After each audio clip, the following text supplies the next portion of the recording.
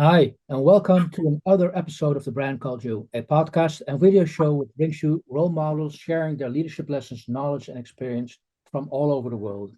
To date, we've spoken with hundreds, no, thousands of successful individuals from around the world.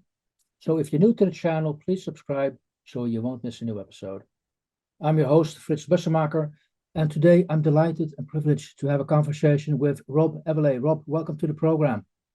Thanks very much. Hi, Fritz. Thanks for having me on. It's really weird. I find it very, very strange to be considered a role model because in my head, I'm still 21. How Ah, can I be anyone's role model? well, I think a lot of good role models don't realize they are a role model, which de Yeah. facto makes them a great role model. So there's a little bit of a paradox there. But okay, you're not 21 anymore. Let me take you through a little bit of How rude! How rude! it. Come on, it shows. But let me. I just want to give a couple of highlights to the people so they know where you're coming from. I mean, Okay. looking at your track record, you've been in the hospitality industry your whole working life. Actually, you even started with your education in the conference and event industry. And then I was, well, first in the hotel industry, and then the last 15 years in the event business itself. Yeah. And you are the managing director of a company called Brightelm. Curious about why it's called that name. And not only just focused on the business, also an executive board member of the Association for Professional Conference Organizers in the UK. So I think we're going to talk about organizing events and the hospitality industry. Is that right? Pretty much. I mean, this all started in my first ever job, actually, which isn't on my career Link. history. My first ever job when I was 16 was as a waiter in a banqueting waiter in a local hotel. And the events there, we were doing weddings every Saturday for 120 guests. But I loved it. It was something to be a part of someone else's day and making that day special for them. And I think I love the drama. I'm always attracted to drama, and the drama of an event, and because most events only happen once. You know, Okay. your wedding in an ideal world happens once. It's not repeated, so there's always a lot of anticipation around it, and there's something fun and appealing about that.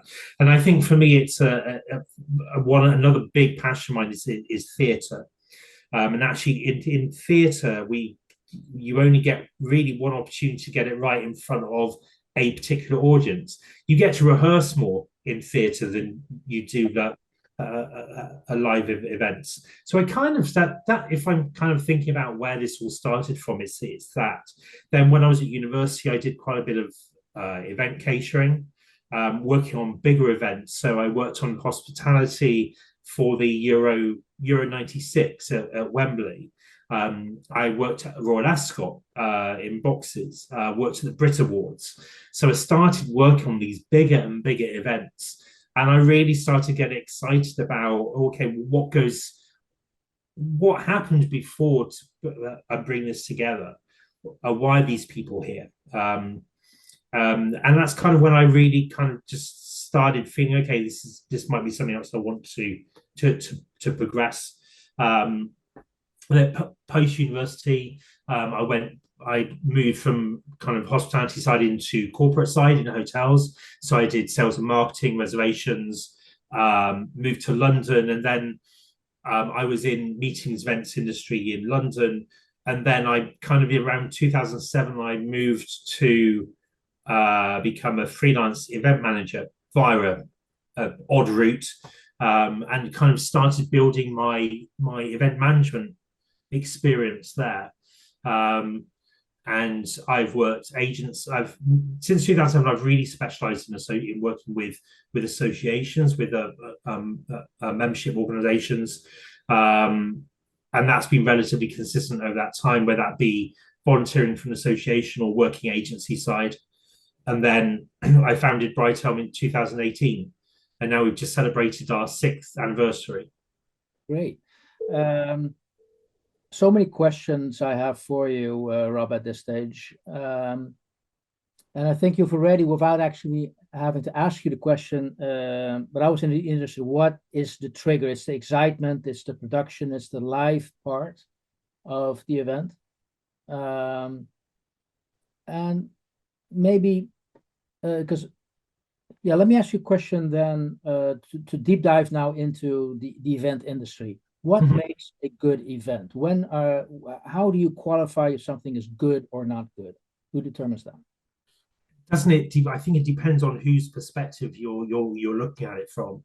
And actually, one of the hardest jobs about being an event professional is having the ability to look at what you're doing from the perspective of all of your stakeholders, whether that's an attendee who's a member, an attendee who's a non-member, a student, or someone who's early in their career, a sponsor, a speaker, yourself as the organizer. So the answer to the question, what is good, is very dependent on that perspective. I think from your main stakeholder when you are running or planning events within associations are your members. So it's your member attendees. So, and experience leads that. Now, it didn't used to be like that. It's we've all been to association conferences. We all know they have a reputation, sometimes particularly the academic ones, being a little dry, a little traditional. And actually, there's now a real movement to move much more towards experience. So it's really, for me, it's the importance. What is good is it's having a good experience. It's leaving that event. It's when that delegate leaves that event thinking, okay, I've met amazing people. I've learned things I wouldn't have learned anywhere else, and I've actually really enjoyed myself. Because if someone enjoys themselves in the experience, it makes a world of difference. It means that they will come back and back again. Yeah, because the type of events you mentioned, I mean, the weddings, hopefully they're a once in a lifetime experience, but once you organize events for associations, those could be annual events or even more frequently. And I've had these discussions, I would say, being on your side of the table as well, running associations. And then you see sometimes a struggle. Do you have to cater for the sponsors to be happy or the delegates? And then you realize you have a short-term or long-term objective, because the sponsors want to be happy if they have return on investment. Okay, I've met so many clients or prospects, whatever. But you also realize that if you're not going to have happy delegates, they're not going to come back the next year. So focus on the delegates. So I'm very pleased with your answer, to be honest, because then you have the opportunity to build up a reputation that the event is relevant for the members, the attendees, and then the sponsors will come in and support that rather than catering for the sponsors. Yes and no, but I think it's very easy to forget about the sponsors and forget that their importance. So as an organizer, if you bring in sponsors, primarily the reason for sponsors being there from your organization perspective is to offset the costs of attendance. So if you can take a couple of £100 off what a delegate would have to pay if the sponsors weren't there. But in reality, a more modern way of thinking, really contemporary way of thinking, is that actually, can you use the sponsors to help enhance the delegates' experience, and then it's still delegate focused. We, as association members, and I'm an association member, as you said, of ABCO, so I need a certain number of tools and the supply chain in order to be good at my job. Not just be good at my job, in order to do my job. Now, I need the best suppliers in order to be able to be good at my job, because I can't do it alone. So if you can start weaving supplier content into that, the supplier support into that experience as well, then you are satisfying the needs of both groups of stakeholders there. And that's also mirroring a trend of sponsorship now. A lot of in my company, we all have different specialisms. One of my specialisms is sponsorship sales, and there's a real trend for sponsors to want content opportunities because they want to be seen to be thought leaders. If they're thought leaders, they are seen as leading their field, as opposed to someone who is just supplying a service. When nowadays, when you're buying services, you want to buy from a company who've really thought about what they're doing. Okay. No, I got your point, and I agree with you on that.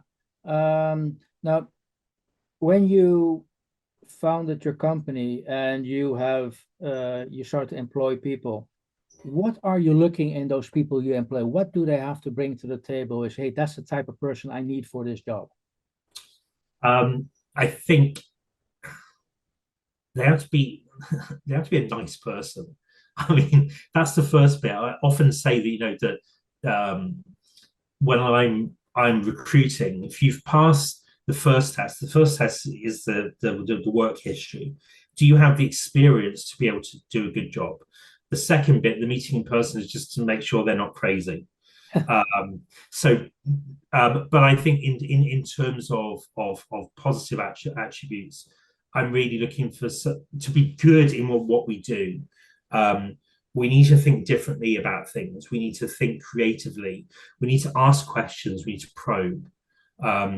If we don't ask questions, we can't deliver. So we can't deliver the right services to clients. And more often than not, that question can be a client suggests something, and we say, "What do you want to achieve by that?" Because we get asked weird and wonderful things all the time, or we are, "Oh, wouldn't it be great if we did this? Wouldn't it be great if we did that?" When we ask the question, "Well, why do you want to do that?" then it helps us assess and help the client make a decision as to whether that is the right thing for their event or not. So an inquiring mind is one of the most important attributes that a team member in Brightelm has, because it's not just being satisfied with the status quo.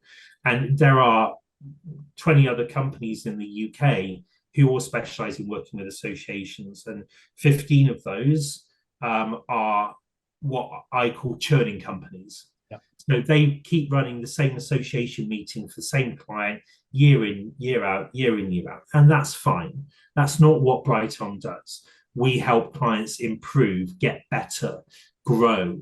And so in order to do that, we need to question. So having good questioning technique, having a naturally inquiring mind is one of the major personality traits that I look for. Okay. Do you have to be a subject matter expert on the topic of the event you're organizing? No, you don't. It's amazing how much you learn quickly about a particular topic. But what we become experts at is human interaction. So understanding delegate behavior, understanding sponsor behavior. And I used to work with someone who used to get very frustrated at delegate behavior. And it's not bad behavior. It's just that when you're at an event, you don't read everything that's in front of you. You can't, as a human being, you can't absorb all these different signs. So, we send out, traditionally, event managers give way too much detail in things, and it overwhelms delegates to the point of they can't read things, they can't see signs. So they do ask where the toilets are, even though there's a sign there. They do ask where X session is, even though it's on their app. Because it's all new to them. It's a new experience. It's a new venue. It's somewhere they've not been before. And so we can't control delegate behavior. What we need to do is work with delegates to help them achieve their objectives. And so those are hard lessons to learn sometimes, and that as event managers we have an inner need to control, but actually what we need to do is facilitate experiences, not control those experiences. Got that. And it's also not a 9-to-5 job, I would assume, given most events don't fit into the 9-to-5 framework. I think it's very it's very easy to overwork in events, in the run up to an event, certainly. We have a policy at Brightelm where we only work office hours in the run up to an event. I've worked for agencies before where in the run up to event, you would do 12 hours a day, and then you get to your first day on site and you're already absolutely exhausted.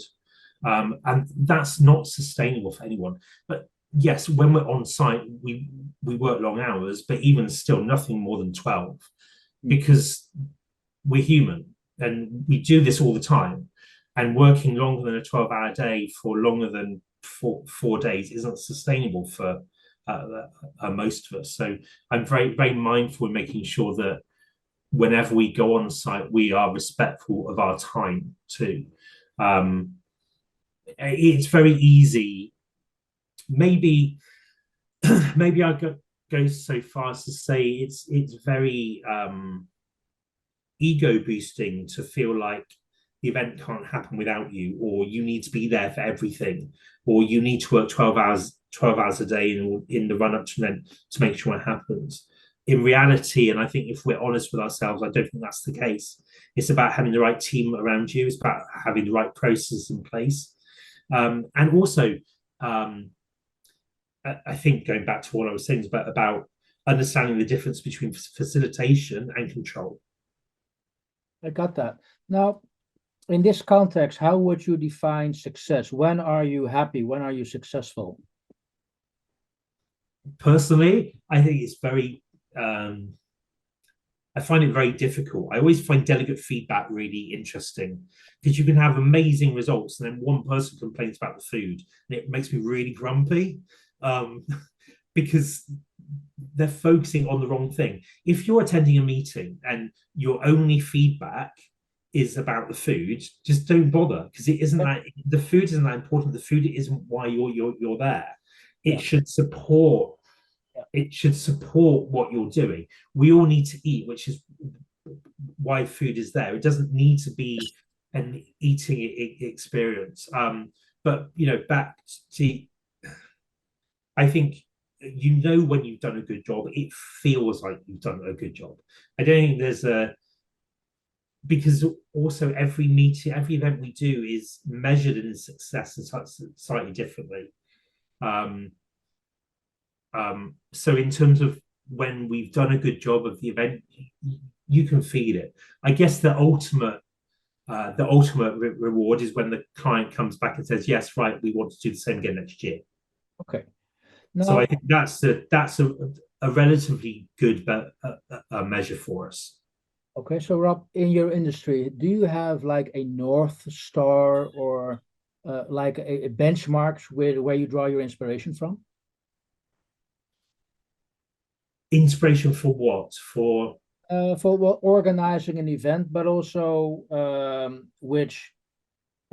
how you personally are motivated to be as a managing director, as a company of employees.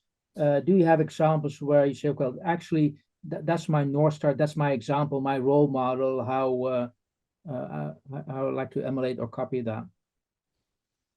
I tend to, interestingly, within the industry, I think there's a lot of examples of how not to be successful. One of those is this mantra about having to work excessive hours in order to be able to do a good job. I tend to take my own inspiration from being successful from outside of the events industry. Within the industry, we have a way of it's very insular. We talk around topics within the industry a lot. I like to go outside, and the model for Brightelm, how we distribute our services, actually comes from a problem that was shared with me about washing machine manufactured, the distribution of washing machines globally. In that, if you'll bear with me a minute. So I attended a conference. This came from, I think it was PTMA. And there was a speaker there who was talking about what we can learn from outside of our initial sphere of influence. So the story he told was there was a country manager for a washing machine brand based in the States. but the company was Chinese owned. And there was an issue with supply chain in that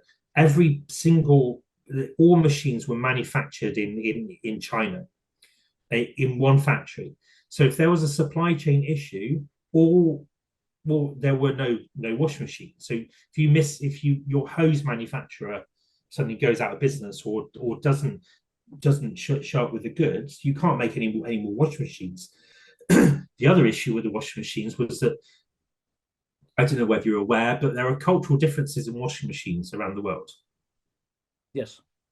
So a washing machine in the Netherlands looks a little different and is differently set out probably to one in the UK, particularly in the States.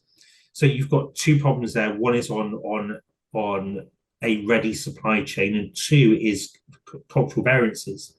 So I took this and thought, okay, well, how can Brightelm adapt to that? And actually, the model we are growing into is that any of our services can be delivered from anywhere in the world. So I could have my team in Bristol in the UK deliver registration services for a US company. And actually, project management could be done from the UK, but the event is actually run by a local team in the US. So this idea that actually the relationship with Brightelm is held locally in that market, but the service can be delivered anywhere in the world. So if, for example, I have a US team, which I don't have at the moment, but I will do in the future. If my US team is busy building or busy delivering registration or on site, but someone else needs a registration form being built, I can get that done from the UK office. But then the account manager, the person who holds that relationship locally, will then be able to advise me, who's building the registration form, what the cultural differences on that registration form are. And typically with the US, it will be US spelling rather than UK spelling. So I tend to take my inspiration and my motivation from my inspiration from outside of the industry. My motivation is to selfishly be the best at what we do. Great. And when people aim to be the best they want to do, normally it's not a smooth ride. It's mostly a bumpy road to success. Yeah. Can you share with us a couple of milestones where you feel, okay, this is a milestone in my working life or private life, or I feel this actually brought me a very important lesson to learn? Is anything you're able to share where, hey, this is something I've experienced? I think we learn best from the mistakes which we make. So I'll give you two examples. One of which I had a business, which I had with a business partner in the mid 2000s in London. The business failed, and the business failed because we weren't a compatible partnership. So you have to choose your business partners very carefully. In fact, someone once said to me, you need to choose your business partners with more care than you do your life partners. I'm not necessarily sure I agree with that entirely, but I understand the sentiment. The second was being fired from a job. I've always been of the opinion that people employ me to share my views, particularly when you get to a more a senior level. And in hotels, that doesn't always work. So when I was sacked from a hotel a London hotel in 2005, because the general manager and I clashed. He thought he was God. I didn't think he was God. And that was the clash. And I think whether the hotel industry has moved on from that or not, I'm not really sure now. But there used to be in hotels this impression that whatever the hotel general manager said was verbatim, was God's word. But my opinion was that I worked in the meetings industry. I was brought in order to bring in meetings, events, business at that hotel, and I was more experienced at doing that than the general manager was. So we clashed, and I got fired. But I think my learning from that was choose your opportunity. Take care in choosing the right opportunities in the first place. Actually, when I'm looking back at that company, I was there for 6 months. No, not even 6 months. 4 or 5 months. The culture of the company was bad. Sorry. I just had to rescue the cat because he wants to go and explore. We're in an upstairs room here, and the window's open. He wants to go and explore outside, and there's nowhere for him to go outside than the air. Hey, Rob, that's real life, I guess, so that's fine. Could you, in hindsight, have realized that you went for an organization that you should not have accepted a job? Yes, but I was in the reason I took that job was because I was already in a job which I was in an environment which I wasn't comfortable with. So I went from a rock to a hard place. Okay. And I think that but for both of those opportunities, I think I'm very ambitious, and that's something I need to check sometimes, and I need to be patient. I've always been ambitious, whether that be ambitious for promotion or ambitious for success. And actually owning my own company now, I've realized that success comes with time. What's important, and success comes from time, and it comes from consistency, and resilience. So my director of sales told me the other day in a conversation, I'm one of the most resilient people that she knows, because we have all sorts of things happening at Brightelm which no one ever knows about, because it's internal things. We have challenges, and she said to me, I'm one of the most resilient people that she knows because I just keep bouncing back. But I think it's down to my competitive nature. Yeah. And you also remind me of what Malcolm Gladwell once wrote in one of his books. You need to put in the 10,000 hours to actually be able to learn something and become an expert in something. There's So actually that you're talking about the resilience. Yes, sorry. Yeah, there's actually an agency in the UK called 10,000 Hours and built on that premise. But yeah, you have to live it, breathe it, and you have to be, particularly in the early days, you have to be careful not to overextend yourself, keep things simple. Don't try and move mountains, move molehills. The mountains will come, but it's the molehills you need to navigate in the first instance and get used to those. Okay. Again, you've beat me to it. One of the questions I always like to ask people is, what would your advice be to young managers starting their own career? And you've already summed up quite a number of good thoughts to share with people, but is there anything else you would like to add to the advice you just gave? Don't move mountains, molehills, anything else? In terms of career or company or starting a company? Well, starting out their journey could be both career, company, anything. Okay, I think, advice that wasn't given to me that I would give someone now is, whatever career you choose, be prepared for it to be 3 or 4 different careers. When my parents were growing up in the UK, there was something called a job for life. So you left school, you left university, you went into work. That was your job for life. That doesn't exist anymore. People generally have 2, 3, 4 careers.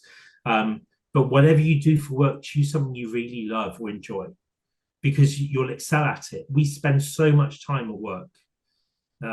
We spend more time at work than we do anything else. And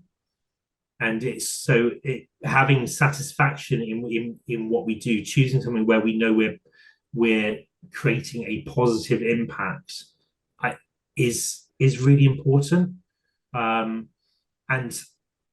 whilst say you're 21 and a graduate with debts, money can seem really, really important. that actually in the long term, financial stability is what is important, and that's not down to salary. That is how you approach your life and career choice. Because if you enjoy your career more, you will automatically be more financially stable. Rob, that's great advice.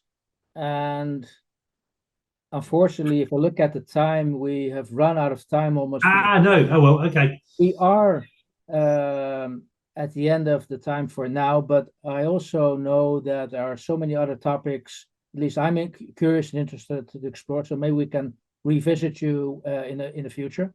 Of course. Thank you for listening to the Brand Called You videocast and podcast, a platform that brings you knowledge, experience, and wisdom of hundreds of successful individuals from around the world. Do visit our website www.tbcy.in to watch and listen to the stories of many more individuals. You can also follow us on YouTube, Facebook, Instagram, and Twitter. Just search for the Brand Called You.